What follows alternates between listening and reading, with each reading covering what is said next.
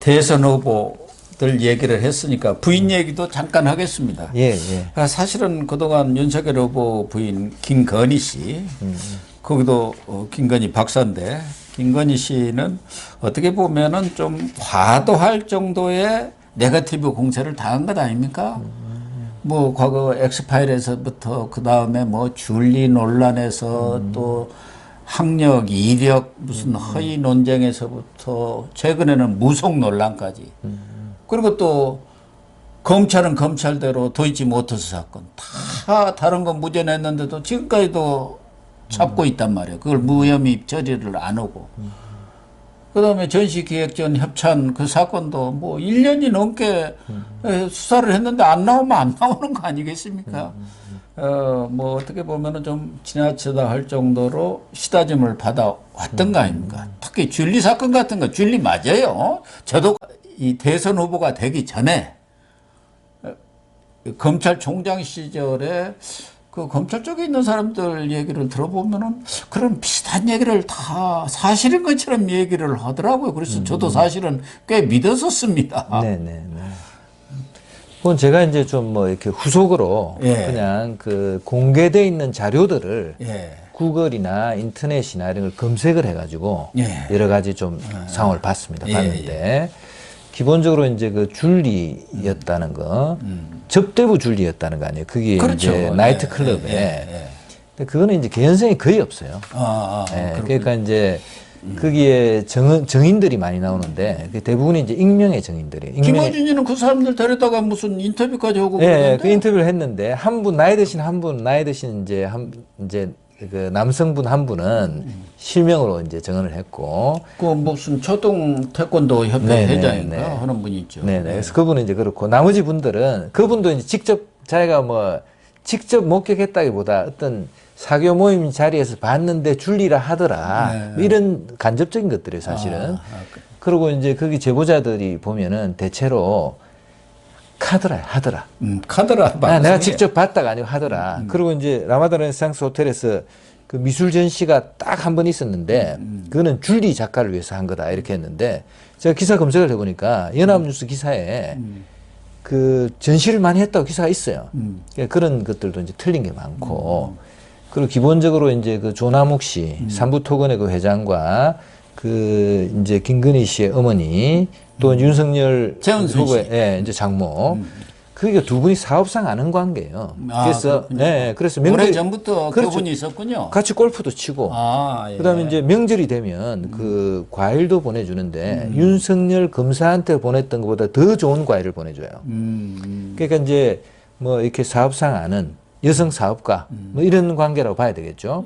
근데 그런 사람의 딸을 접대부로 만들어서 그다음에 자기 자기 호텔에. 호텔 방에 또 그 5층에 자기 그 하우스가 있었다는데 거기로 뭐 불렀다는 이런 식의 보도까지 있어요. 그래서 그런 건 대한민국이 뭐 인면수심의 나라가 아니면 사실 있을 수 없는 이제 그런 보도까지 돼 있는 거는 언젠간 전 이건 한번 사실은 제대로 따져가지고 문제를 삼아야 될 것 같아요. 너무 이 저 진영 논리와 이런 것 때문에 보도의 수준이 사실 너무 낮은 데까지 간 거죠. 그래서 그게 있고 그다음에 이분이 사실은 이제 그 우리가 뭐 지금 무속인이 뭐니 온갖 프레임으로 다 걸어놨잖아요. 그렇죠.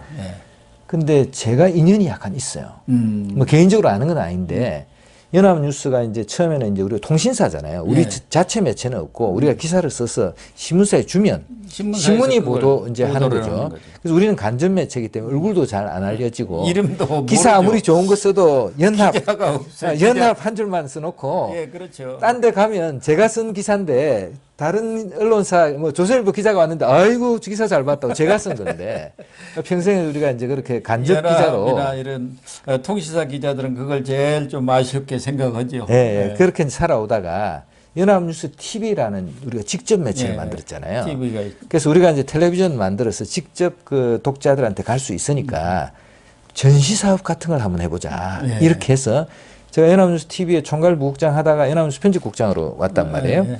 그때 전시를 하나 했는데 그때 마침 온 분이 김건희 씨예요. 아, 그 그렇군요. 코바나 컨텐츠가 네. 우리하고 연결이 된 거예요. 그래서 연합뉴스에서 그 협찬 다 그렇죠, 그렇죠. 받아들인 그러니까 거 그 얘기를 하는 아닙니까? 거예요. 마크 로스코 전이라고 아. 미국의 이제 그 유명한 이제 그 미술가인데 그림이 사실은 이제 그 이전에는 그림이 어떻게 되냐면 잘 그리는 거.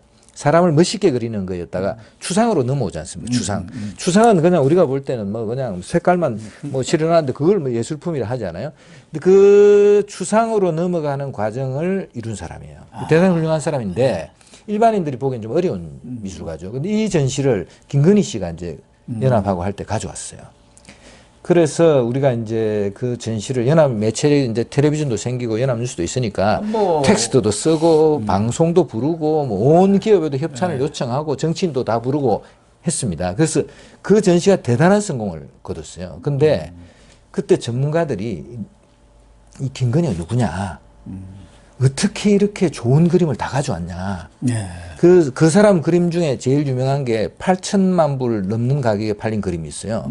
그러니까 우리 돈으로 치면은 그게 천억, 네, 그렇게 천억짜리 이런 그림도 가져와가지고 예술의 전당에 그런 거예요. 그 사람들이 이 사람이 어떻게 이런 그림을 가져왔나 놀랄 정도로 그래서 그 전시가 대성공을 이뤘어요. 그래서 연합이 삼성전자니 뭐 온갖 대기업의 협찬 가져와서 상당 부분을 연합이 가지고 이제 김건희 씨한테 처음 계약할 때 뭐 예를 들어 몇 억 이렇게 준 거예요. 그랬더니 이제 끝나고 워낙 전시가 성공하니까 김건희 씨가 우리한테 좀 더 달라 이렇게 했는데 그때는 윤석열 씨가 뭐 그렇게 잘 나가는 분도 아니고 그래서 우리가 연합이 언론사 파워가 있잖아요. 그래서 연합뉴스 파워가 우리 시청자들은 몰라서 그렇지 뭐 조선이라든가 이런 데보다 더 센 파워를 갖고 있습니다. 미국 그 같은 데 정도까지는 뭐 그래서- AP라든가 네. 로이터 다 세계적인 그 그렇죠. 통신 우리 기사는 뭐 아닙니까? 언론사 모든 언론사가 다 가져가는 거니까 예, 그럼요. 사실은. 지방의 전 언론사들이 예, 다 예, 가져가서 예. 쓰지 않습니까? 그래서 그때 이제 그 전시를 메르스 때인데도 엄청난 관객이 왔습니다. 그래서 메르스에 찌든 국민들한테 큰 위안이 된 전시였다 이런 평가를 받은 전시예요. 그래서 그런 전시도 있었고 그다음에 야수파라고 이제 아시죠? 그런 전시도 있었고 자코메티라고요. 예. 이 자코메티라고 이게 뭐 가늘고 이 길게 예, 사람 그런- 만들어서 걸어다니는 워킹맨 예, 이런 게 맞아요. 있습니다. 자코메티. 예. 예. 근데 이런 전시가 이제 그 우리 같은 사람은 그 주워도 왔다 갔다 뭐 놓을 데도 없지만 그러니까 전혀 예술성을 그렇죠, 못 그렇죠. 그게 뭐 그냥 뭐 삐쩍 마른 철 예. 구조물인데 이제 그런 그러니까 못난 것에도 아름다움이 있다는 걸 발견한 예. 그 새로운 예술가란 말이에요. 그렇군요. 근데 그런 전시를 가져와서 잘하기가 굉장히 어려워요. 근데 이분이 한 게 지금 마크 로스코전 르 코르비지에 네. 여기는 이제 현대 건축 우리가 지금 같은 아파트 같은 네모난 건물을 짓고 도로를 따라서 이제 건축 형성 이런 거 한 분이에요. 그리고 이제 아까 자코메티, 야수파 이런 어려운 전시들을 성공시킨 이제 이 전시 기획의 전문가성도 있는 거죠, 이분이. 그리고 이게 전시라는 게 흥행이에요, 흥행. 그래서 많은 돈을 들여서 가져와 가지고 잘 되면 대박. 네. 못 되면 쪽박이에요. 아, 리스크가 굉장히 큰 비즈니스거든요. 근데 이거를 이제 잘했던 분이니까 전문 직업인으로서 이 사람의 이제 어떤 역량이나 이런 것도 평가해 줘야 되는데 이런 거는 뭐 전혀 보이지 않고 뭐 무당이니 뭐 접대분이 도대체 너무나 우리가 사실은 어쩌면 약간 인격을 좀 훼손한 측면도 저는 있지 않나 그렇게 생각합니다. 완전 인격 모독이고 인격 말살적인 그런 행태들이 벌어졌죠. 사실 방금 말씀하신 대로 저런 기획전을 어떻게 보면 무명 아닙니까? 그렇죠. 무명했어요. 무명에 이런 사람이 성공을 시켰다는 것은 다들 깜짝 놀라버린 거 아닙니까? 국내뿐만 아니라 세계가 놀랐다는 거 아닙니까? 저 사람이 누군데 그런 기획전을 그렇게 한국에서 해서 대성공을 거뒀냐 뭐 그랬다는데 어쨌든 김건희 씨는 초반에 어려움을 당했는데 그게 오히려 더 지금 전화 위복이 됐다 할까? 특히 그 무슨 유튜브 방송에서 김건희 씨와의 녹음 파일 그것을 MBC에서 공개를 했습니다만은 오히려 여권에서는 그게 폭탄이 돼갖고 윤석열을 완전히 가라앉힐 것이다 했는데 오히려 폭죽이 돼버렸어요. 폭죽. 역풍이 불면서. 정치는 생물이라고 예. 진짜 하더니 그런 일도 일어나더라고요 보니까. 그러니까 그런데 최근에 이제 뭐 무속 논란 뭐 네네. 이런 것들도 있어서 그런지는 몰라도 국동방송 이사장이신 네, 김장한 김장한 목사님. 목사님 아주 유명하신 분이죠. 네네. 그분을 한 두 차례 이렇게 면담을 했고 저희 사무실에서 가까운 또 봉은사도 지난 17일에 또 방문을 해가지고 원명 스님, 그 주지 스님입니다. 차담도 가졌고 그 이전에 또 봉은사에 자승 전 총무원장이 있습니다. 이 자승 총무원장이 아직도 이 조계종의 가장 큰 어른이고 실세라고 하지 않습니까? 자승 총무원장도 이렇게 면담을 했다. 그러면서 종교, 문화, 예술 본인의 그런 특장을 살려서 그런 쪽으로 자연스럽게 이렇게 활동을 공개 활동을 넓혀가는 대신 이제 좀 비공개로 네, 네. 공식적인 활동을 하되 언론들이 이렇게 공개하지 않고 사후에 공개하는 그런 쪽으로 이렇게 방향을 잡아서 활동면을 좀 넓혀가는 거 아닌가 그렇게. 고 박사님 예리하게 그냥 뭐 천리를 보듯이 다 정확하게 말씀해 주시네요. 네, 네. 우리가 이제 김혜경 씨 건도 있는데 사실은 이제 우리가 진영 논리 속에서 이제 서로 네거티브 같은 걸 하다 보니까 아마 김혜경 씨조차도 자기는 억울한 부분이 있을지도 몰라요. 예, 그럴지도 모릅니다, 사실. 네, 그런데 그동안에 이렇게 나온 내용들을 보면은 뭐 어떻게 보면은 김건희 씨는 루머 의혹이라고 한다면 여기는 팩트 의혹이에요. 팩트로 드러난 거. 이 우리 국민들은 눈높이로 보더라도 야 너무 어떻게 보면 추잡하다 할까 좀 쪼잔하다 할까 그런 거 아닙니까? 법카 이용해 가지고 그거 무슨 소고기 잡먹고 뭐 초밥 먹고 무슨 베트남 쌀국수 이런 것들 보면서 어떻게 대통령을 하겠다는 사람, 그 부인이 그런 행위를 하느냐. 그런 데에 대해서 우리 국민들이 지금 상당히 실망감을 갖고 있는 거 아닌가요? 법카 소고기 뭐 이런 거는 대단히 사실은 우리 심정적으로 사실은 마음을 움직이게 하죠, 사실. 그런 것들은. 거기다가 이제 지금 이재명 후보가 살고 있는 아파트 바로 앞집, 이른바 2401호 아닙니까? 거기가 GH공사라고 하죠. 2402호입니다. 2402호. 그런 게 2401호가 이재명 후보가 살고 그 앞집이 2402호 아닙니까?